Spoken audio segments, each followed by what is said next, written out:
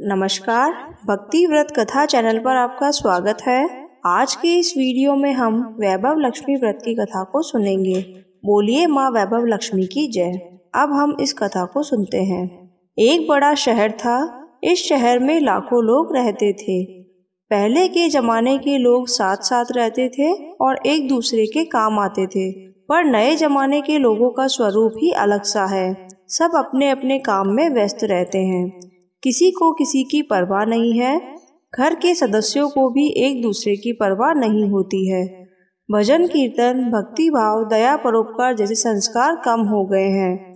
शहर में बुराइयां बढ़ गई थी। शराब, जुआ, रेस, व्यभिचारी, चोरी, डकैती जैसे बहुत से गुनाह शहर में होते थे। कहावत है कि हजारों निराशाओं में एक आशा की किरण छिपी होती है। इस तरह इतनी सारी बुराइयों के बावजूद शहर में कुछ अच्छे लोग भी रहते थे। ऐसे ही अच्छे लोगों में शीला और उसके पति की गृहस्थी मानी जाती थी। शीला धार्मिक प्रवृत्ति की थी और संतोषी थी। उसका पति भी विवेकी और सुशील था। शीला और उसका पति ईमानदार थे और वे ईमानदारी से जीते थे। वे किसी की बुराई नहीं करते थे। प्रभु भजन में अच्छी तरह समय व्यतीत करते थे। उनकी गृहस्थी आदर्श गृहस्थी थी और शहर के लोग उनकी गृहस्थी की सराहना करते थे।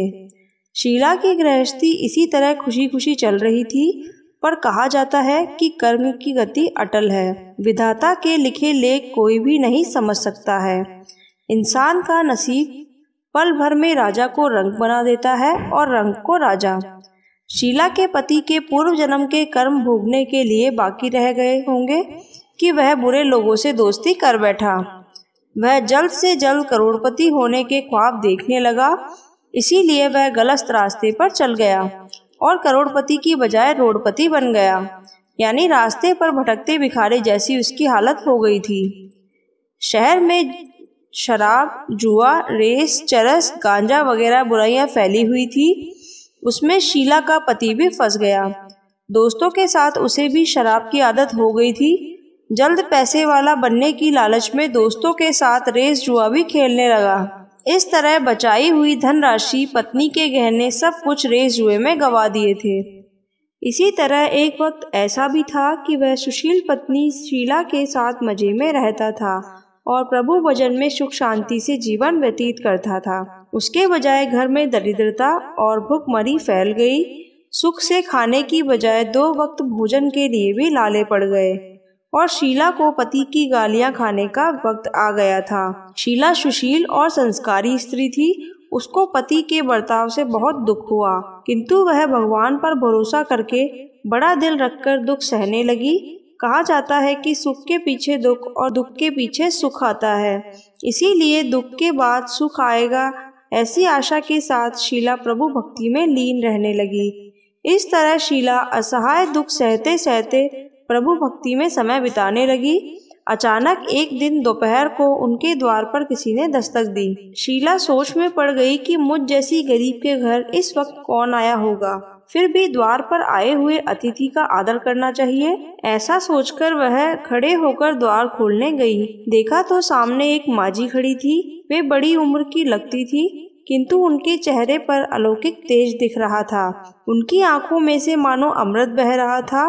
उनका भव्य चेहरा करुणा और प्यार से छलकता था। उनको देखते ही शीला के मन में अपार शांति छा गई। वैसे शीला इन माजी को पहचानती न थी, फिर भी उनको देखकर शीला के रोम रोम में आनंद छा गया।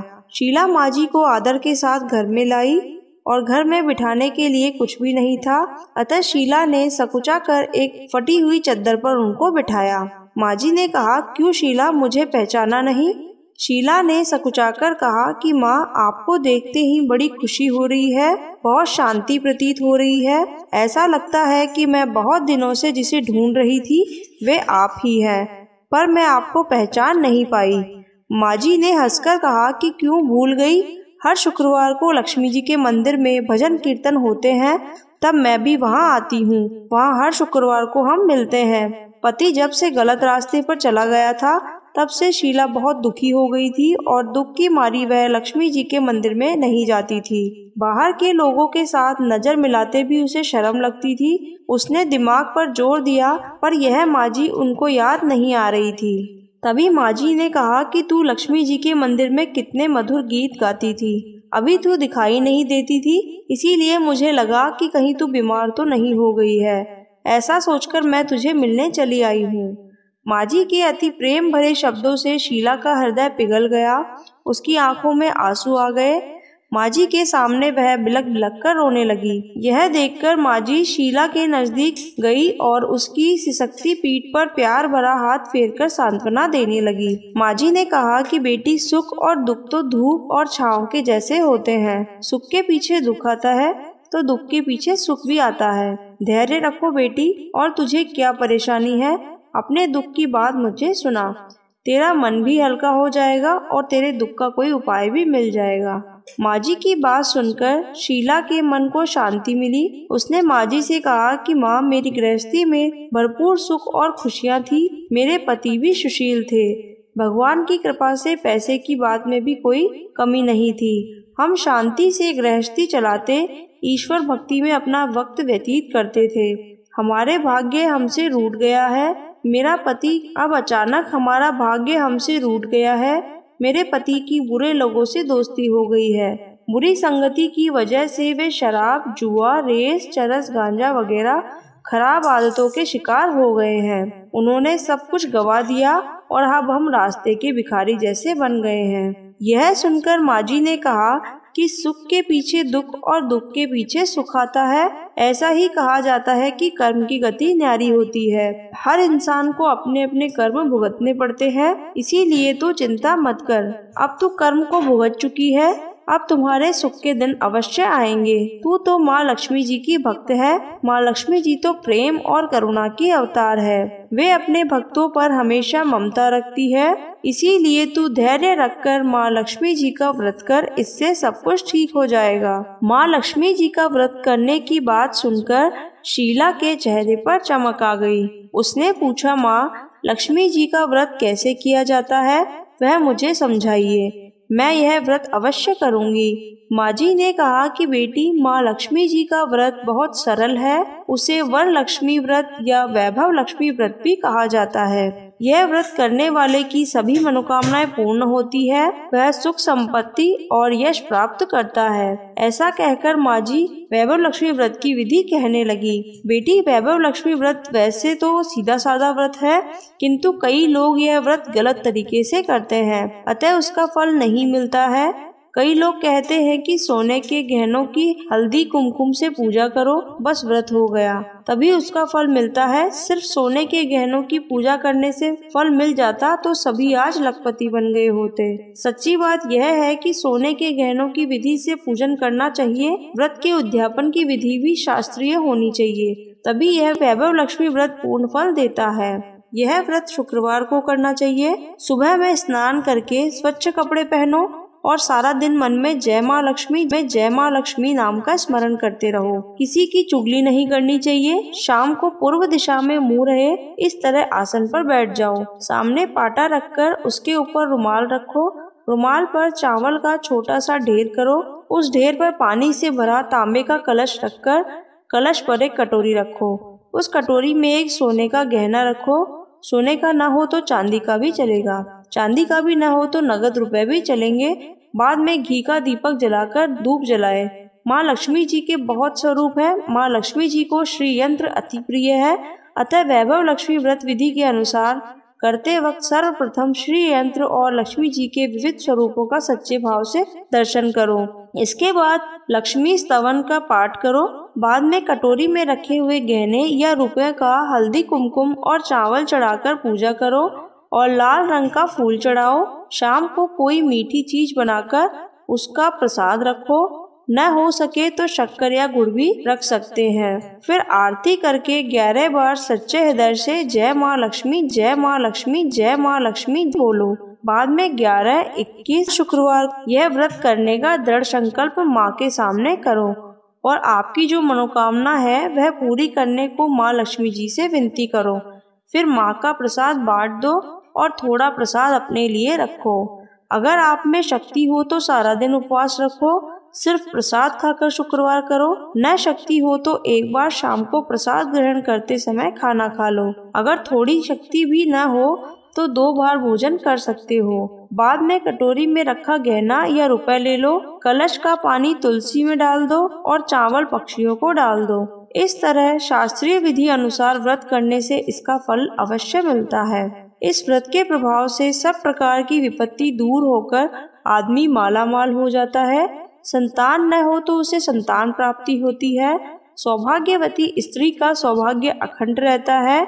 कुंवारी लड़की को मनभावन पति मिलता है। शीला यह सुनकर आनंदित हो गई। फिर पूछा, माँ, आपने वैभव लक्ष्मी व्रत की जो शास्त्रीय विधि बताई है वैसे मैं अवश्य करूँगी, किंतु इसका उद्यापन किस तरह करना चाहिए यह भी कृपा करके बतलाइए। माँ जी ने कहा कि 11 या 21 जो मन्नत मानी हो उतने शुक्रवार यह वैभव लक्ष्मी व्रत पूरी श्रद्धा और भावना से करना चाहिए। व्रत के आखिरी शुक्रवार को जो शास्त्रीय विधि अनुसार उद्यापन विधि करनी चाहिए वह मैं तुझे बताती हूँ। आखिरी शुक्रवार को खीर या नैवेद्य रखो। पूजन विधि जैसे हर शुक्रवार को करते हैं वैसी ही करनी चाहिए। पूजन विधि के बाद श्रीफल फोड़े और कम से कम 7 कुंवारी या सौभाग्यशाली स्त्रियों को कुमकुम का तिलक करके वैभव लक्ष्मी व्रत की एक पुस्तक उपहार में देनी चाहिए और सबको खीर का प्रसाद देना चाहिए। फिर धन लक्ष्मी स्वरूप वैभव लक्ष्मी स्वरूप माँ लक्ष्मी जी की छवि को प्रणाम करें।